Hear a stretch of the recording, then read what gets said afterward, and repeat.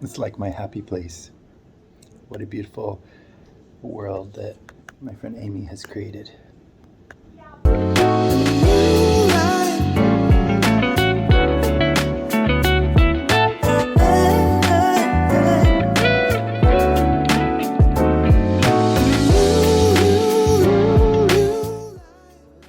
Welcome everyone.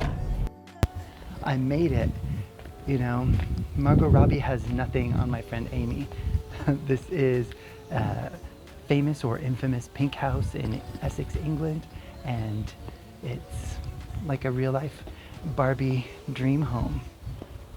And of course, I love to match, so I brought lots of pink outfits for my time here, and I'm excited to be here. Welcome back to my channel. I'm Aaron, aka Visionaaron, and today I'm going to take you on another colorful Technicolor adventure. While many people have been hyped up about the Barbie movie and they've created sets and places for influencers to go and visit and things like that, I actually got invited to go to a place that is considered a real life Barbie dream house in England. It's like that all the time, not just for the movie, and it's really cool and creative and fun, and I hope you will find some inspiration. It's a maximalist dream, and it's a place where anything can happen. Let's see what happens there.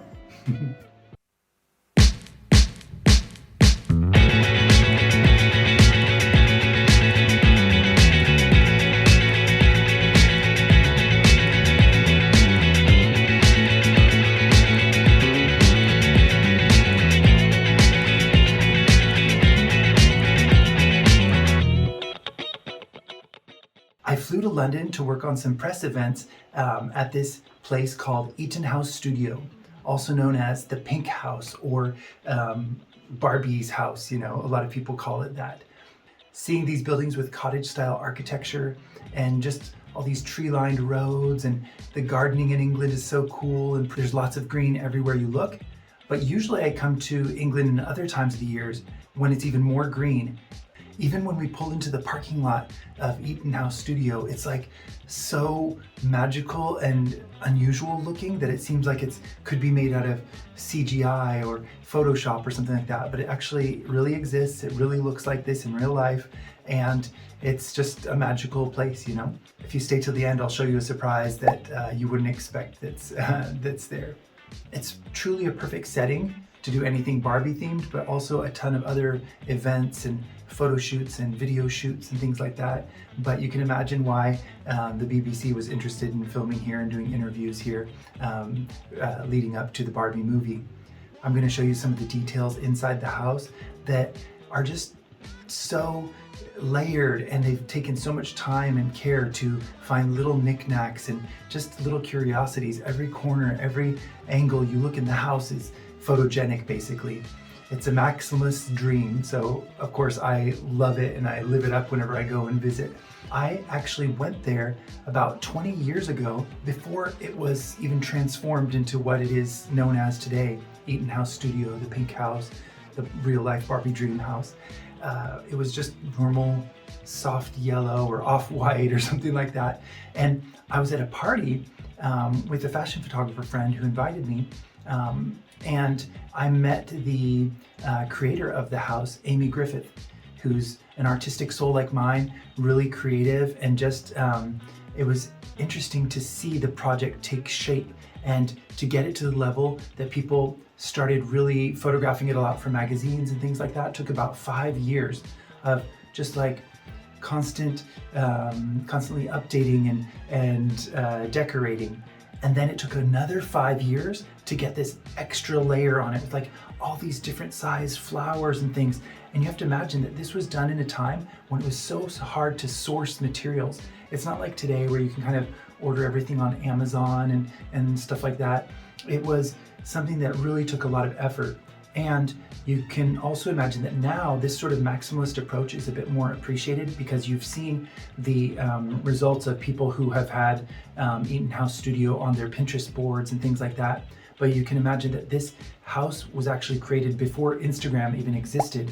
So it was done not necessarily based on Barbie or not necessarily done for the gram or whatever, but just as kind of like a personal art project of the artist and creator Amy Griffith, who is a close personal friend of mine. So she's actually highly inspirational for me as I decorate my own home in Portugal, that I want to be colorful. And of course I'm going to do my take on it, but I really think that the lesson I learned from watching Eaton House Studio evolve is that basically just go for it. You can always paint your house beige and white and stuff for resale in the future. But if you're going to spend time there, make it the way that makes you happy. There are so many details that it's kind of difficult or impossible to see all in one viewing.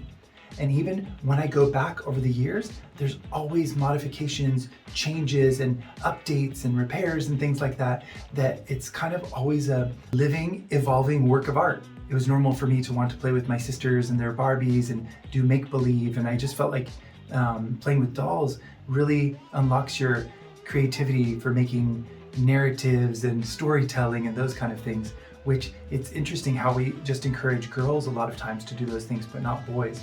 A funny story is that when I came out to my mom when I was about 21, I think, Mom told me when I came out to her that as younger, my dad asked her to not let me play Barbie dolls with my sisters because he thought I might grow up to become a gay hairdresser. He was wrong because I grew up to become a fashion makeup artist.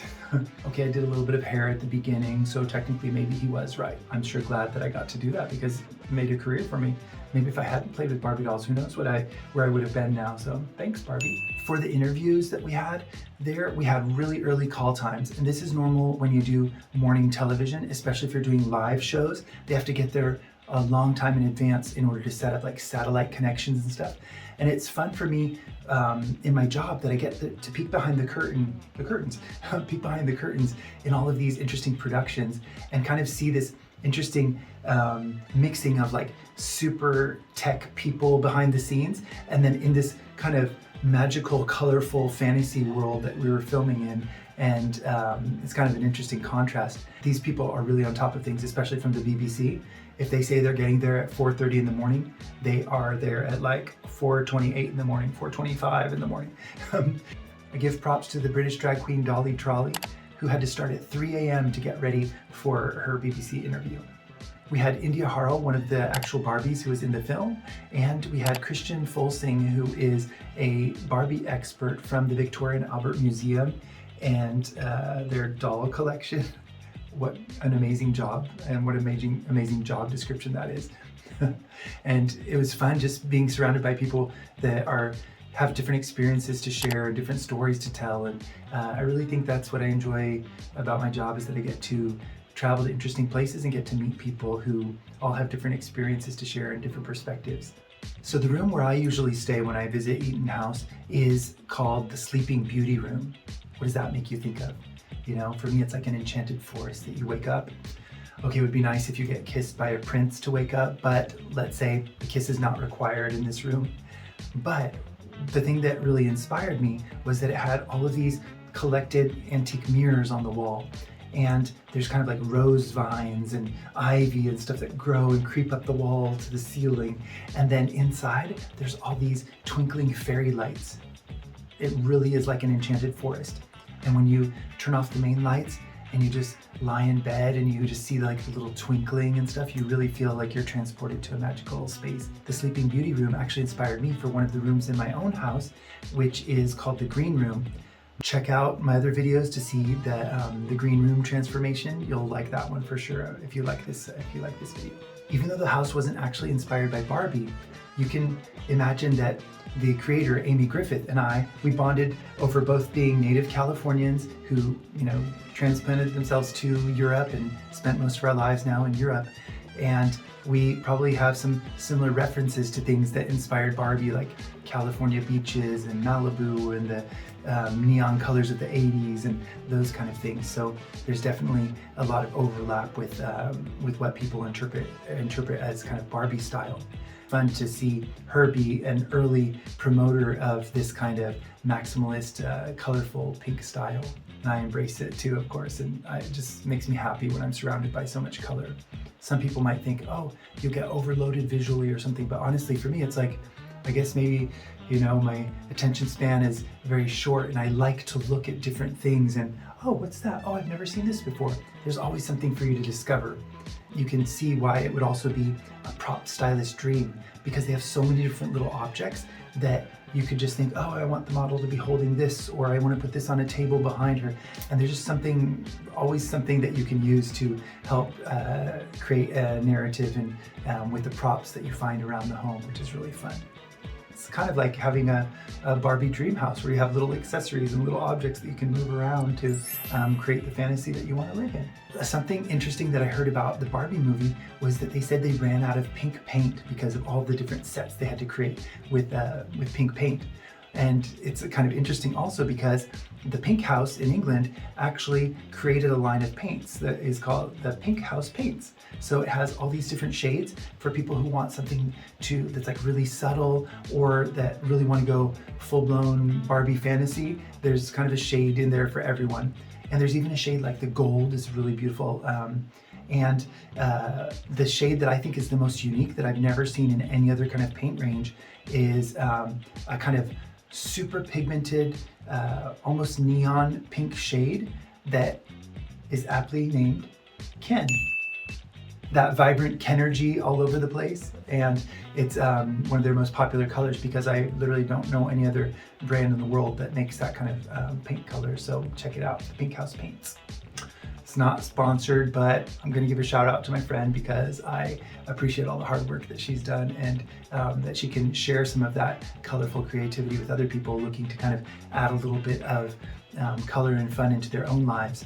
What my takeaways are from this fun experience of kind of living in a Barbie dream house for a week is that I feel like, let your imagination run wild. Try to do things that you're kind of afraid to do but you want to do. Try to make yourself go for it. Try to build up the courage to step outside your comfort zone and try things.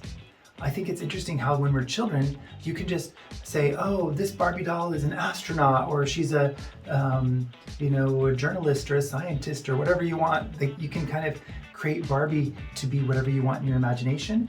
And then we're kind of encouraged to stop that kind of playful imagination as we get older and we get more kind of like solidified or ossified into stages of life that seem like they're not as changeable and not as exciting or fun.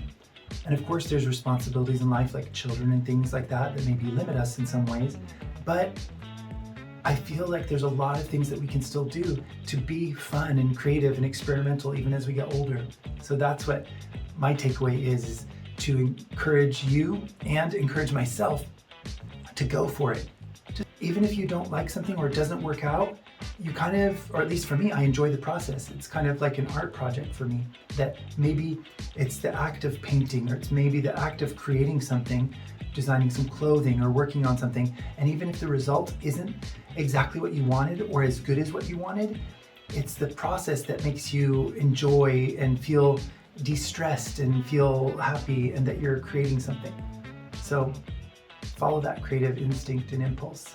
If you like these earrings, I made a little tutorial on how I made these to wear at the Pink House. Cute, aren't they? I like them. And you can do them also in other colors that you might enjoy. I have one other story that I wanted to tell you, that it actually is Barbie related, but in a way that's different than you might expect.